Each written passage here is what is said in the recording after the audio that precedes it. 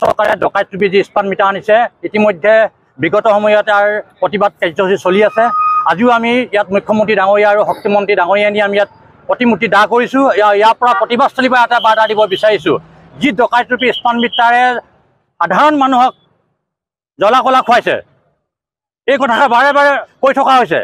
তথাপিও তেওঁলোকে পুৰণা মিটাৰসমূহ ঘূৰাই নিদিয়ে। সেই স্মাৰ্ট মিটাৰ এতিয়ালৈকে তেওঁলোকে উঠাই ল'ম বুলি কোনো কাৰ্য তেওঁলোকে কেবিনেটত সিদ্ধান্ত লোৱা নাই। যোৱা কেবিনেট হৈ গ'ল, কেবিনেটত কেইবাটাও গুৰুত্বপূৰ্ণ সিদ্ধান্ত ল'লে, কিন্তু স্মাৰ্ট মিটাৰৰ ওপৰত আমি কোনো সিদ্ধান্ত লোৱা দেখিবলৈ আমি নাপালোঁ। গতিকে আমি এই কথাটো সকীয়াই দিব বিচাৰিছোঁ, আপোনালোকে অতি শীঘ্ৰে কেবিনেটৰ সিদ্ধান্ত গ্ৰহণ কৰক, স্মাৰ্ট মিটাৰ উঠাই দিয়া আৰু জনসাধাৰণক আপোনালোকে পুৰণা মিটাৰবোৰ ঘূৰাই দিবৰ কাৰণে সুব্যৱস্থা কৰক, নহ'লে ইয়াৰ পিছত ইয়াতকৈ ভয়াৱহ গণতান্ত্ৰিক প্ৰতিবাদ হ'ব। এই চৰকাৰখন যেতিয়া গাদীলৈ আহিছিলে তেতিয়া ৰাইজৰ পক্ষত আছোঁ বুলি আমাক কথাবোৰ অৱগত কৰিছিলে আৰু আমিও ভাবিছিলোঁ ডক্টৰ হিমন্ত বিশ্ব শৰ্মা ডাঙৰীয়া মুখ্যমন্ত্ৰী হৈ অসমৰ ৰাইজৰ কথা তেখেতে চিন্তা কৰিব।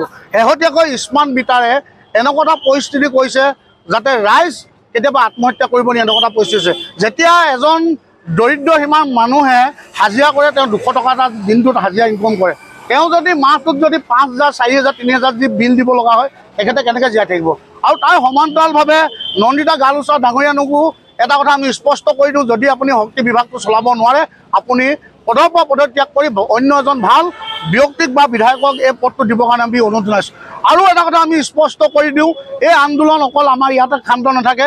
ইতিমধ্যে আমি গ্ৰাম্য অঞ্চলত আমি প্ৰৱেশ কৰিছোঁ, গ্ৰাম্য অঞ্চলৰ লোকসকলক লৈ পানি এখন বিশাল আমি প্ৰতিবাদী কাৰ্যসূচী ৰূপায়ণ কৰিম। তাৰপিছতো যদি এই চৰকাৰখনে যদি আমাৰ কথাবোৰ গুৰুত্ব নলয়, তেতিয়াহ'লে উজনি অসম বা অসম বন্ধ লিখা কাৰ্যসূচী ৰূপায়ণ কৰিম। তাৰ বাবে সম্পূৰ্ণৰূপে দায়ী হ'ব চৰকাৰ আৰু শক্তি বিভাগ।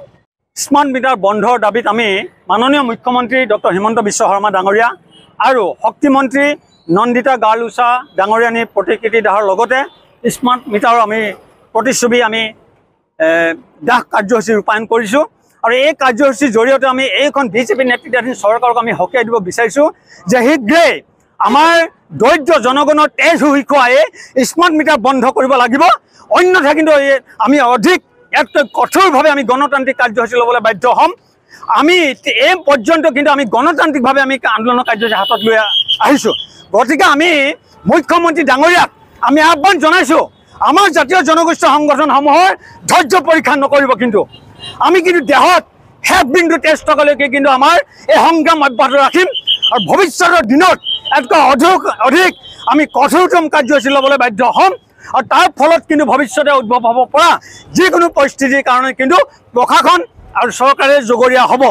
ইয়াৰ পিছতো এই কাৰ্যসূচীৰ পিছতো যদি চৰকাৰে কোনো ধৰণৰ পদক্ষেপ গ্ৰহণ নকৰে, আমি জাতীয় জনগোষ্ঠী সংগঠন কেইটা আমি আগন্তুক খুব কম সময়ৰ ভিতৰত সমগ্ৰ মৰাণ অঞ্চল আমি বন্ধ ঘোষণা কৰিবলৈ বাধ্য হ'ম। তাৰ লগতে আমি কিন্তু জিলা আয়ুক্ত আৰু বিভাগীয় কৰ্তৃপক্ষৰ কাৰ্যালয়ত আমি কিন্তু ৰাইজৰ সহযোগত আমি ধৰ্ণা কাৰ্যসূচী ল'বলৈ বাধ্য হ'ম।